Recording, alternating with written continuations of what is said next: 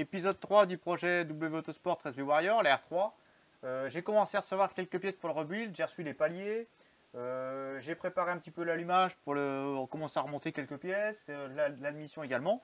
Donc on va faire une petite vidéo sur l'avancée des travaux, voir ce qu'on peut commencer à faire, et puis comment ça se présente. Allez Julien, générique s'il te plaît.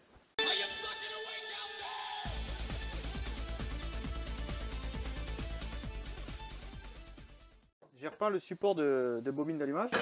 Il est différent sur la R3 par rapport à la série 1. Vu que le cover est différent, en fait, à ce niveau-là, la fixation elle n'est pas pareille. Pareil, ils ont mis 2 tétons pour mieux maintenir les bobines en place. Donc je vais venir mettre une petite protection thermique dessus, en fait, pour éviter que les bobines elles chauffent. C'est un petit plus. C'est pas non plus incroyable, mais voilà, si ça permet de fiabiliser un petit peu, ben on y va. Hein. Donc c'est de la bande adhésive. Voilà, la marque c'est ça. Thermocool, ça marche plutôt bien, ça colle super bien. C'est avec ça que j'ai fait la protection thermique sous la R3. Donc on va mettre une petite bande là, voilà. Si ça peut permettre à notre allumage de R3 de pas trop chauffer, et ben ce sera parfait. Tac. Ouais, c'est une petite protection comme ça. Hein. Normalement on le décolle derrière. Hop, voilà. Ça se coupe au ciseau. Et franchement, ça marche super bien cette protection. J'en ai mis sur ma 8 turbo, moi, au niveau de l'échappement en dessous.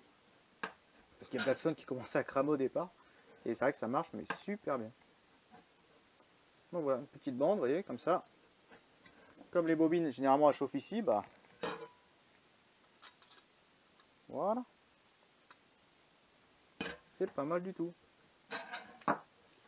Donc allez, hop, on peut rhabiller les bobines.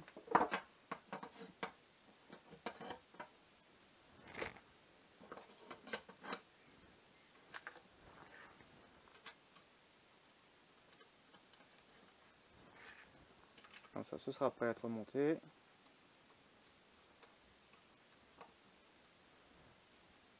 Le petit clip de maintien. Là aussi pour les câbles de bougie. Voilà. Ça, c'est pour le faisceau qui va au démarreur derrière. Voilà. Un petit coup de clé de 10.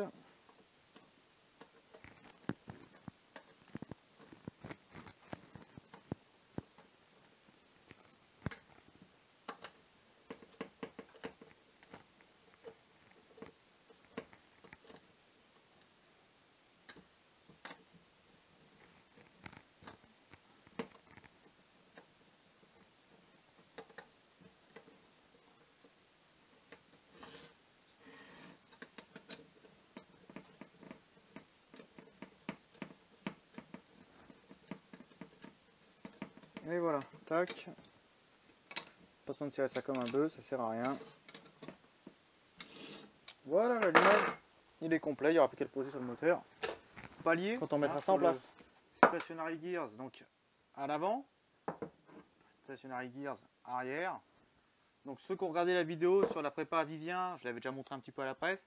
Là, je vais juste vous faire une petite vidéo en timelapse pour vous montrer un petit peu avec l'outil comment on pousse. Et puis je vous mettrai en description de vidéo celle sur les paliers justement du moteur à Vivien où je vous montre bien l'outil en gros plan et puis comment ça se présente.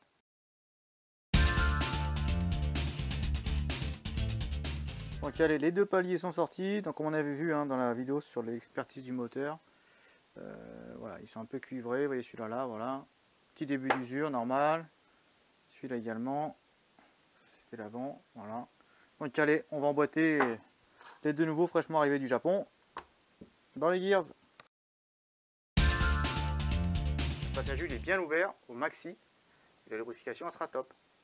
Ah ouais. Puis un petit palier, vous voyez, au début ils sont mat. En fait, je pense qu'il y a un traitement dessus de stockage, un après comme ça, parce qu'il reste pas comme ça du tout. Dès qu'on démarre, c'est fini. Mais ils deviennent chromés. Mais voilà, c'est quand même de la gueule, ces beaux petits paliers tout propres. Voilà, au moins avec ça. Ça, c'est un indispensable sur tous les rebuilds. Je me répète, mais des paliers neufs, au moins ceux d'excentrique.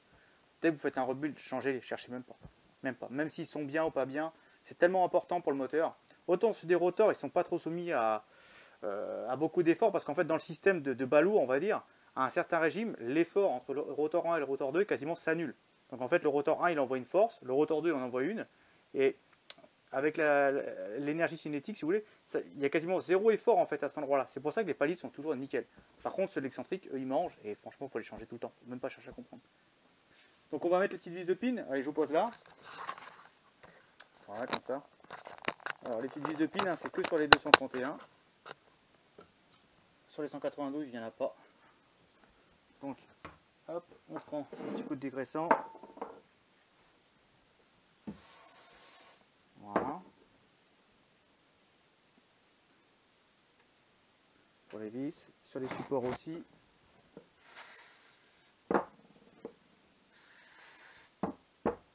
Voilà.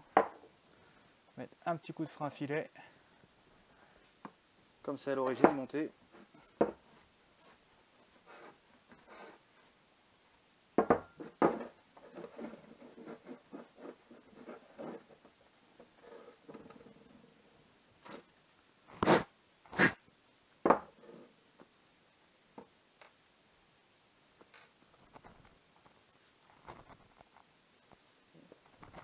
Beaucoup de frein filet là-dedans.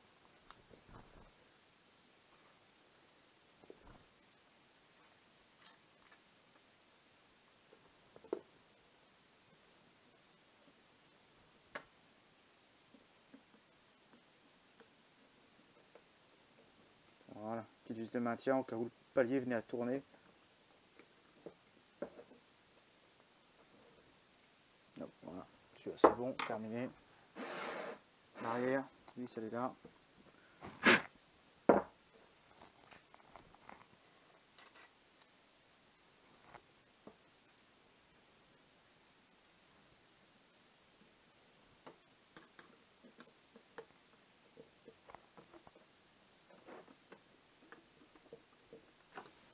Le collecteur d'admission de l'R3, fraîchement remonté. Les boisseaux démontés, nettoyés, dégraissés. Pareil pour la rampe d'essence, le collecteur, les ports à l'intérieur. La SSV, graissée. La VDI, pareil, démonté, nettoyé, graissé. Les joints changés. Les injecteurs nettoyés. Alors vous voyez, sur une 231 série 1, on n'a qu'un injecteur jaune. Et là, sur celle-là, sur la R3, on n'a que 2 injecteurs marrons. En fait, dans les boisseaux, les ports 5 et 6, il n'y a que de l'air qui passe, il n'y a plus de mélange. Toute l'essence arrive dans les ports 3 et 4. Et quand cela s'ouvre, c'est que de l'air qui rentre en fait. C'est tout. Je le savais via des plans, mais j'avais pas démonté le moteur encore comme ça. Donc voilà. Même la rampe d'essence a été revue. Hein. On n'a pas ça sur la série 1, l'espèce de renfort là. Ça c'est différent aussi. Il y a eu quelques petits aménagements de fait, voilà. Ça pour ceux qui ne savent pas ce que c'est, les deux petits tuyaux là qui rentrent dans la plaie centrale. Ils appellent ça le Jet Air Mix Nozzle.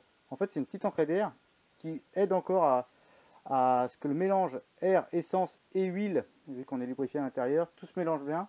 Donc en fait ça fait 2 petits jets d'air qui viennent propulser tout ça pour aider au mélange à bien se faire. Bon autrement en attendant, ben voilà, hein, tout est prêt. J'ai mis 2 disques TRW9 à l'avant.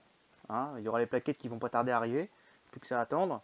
Bon le soufflet on l'avait déjà changé, là, le soufflet là il est neuf. Il y a la vidange de boîte qui est en cours. Je vais faire un petit traitement mécacile à l'intérieur pour les synchros, etc. Bon, l'intérieur, bon, de toute façon, vous l'aviez déjà vu, il est nickel. J'ai nettoyé tous les tours de porte, etc. Ça, c'est pareil, ça va être propre. Disques arrière, bon là, ils sont un peu piqués, mais ça va pas être changé parce qu'ils sont encore très bons. En fait, je vais faire juste les plaquettes. Et puis, bah voilà, hein, donc ça avance doucement, ce projet. Donc voilà, on a remonté l'admission, on a monté les paliers, ça y est, les paliers d'excentrique. On a préparé l'allumage pour la repose. Il me reste à remettre l'huile dans la boîte avec le mécacil. Et puis attendre les prochaines pièces maintenant. On va attendre tout ce qui est kit rebelle vraiment. Les housings également qui ne sont pas encore arrivés. La douloureuse. Et puis voilà. Continuez à vous abonner à la chaîne, ça fait plaisir. Un petit pouce bleu, je vais dire comme tout le monde, mais voilà, c'est vrai que ça fait toujours plaisir d'avoir un petit pouce sur une de mes vidéos. Et puis si vous avez des questions, n'hésitez pas à mettre un commentaire, je tâcherai d'y répondre. Allez, à bientôt, pardon, et merci à tous pour votre soutien. Ciao!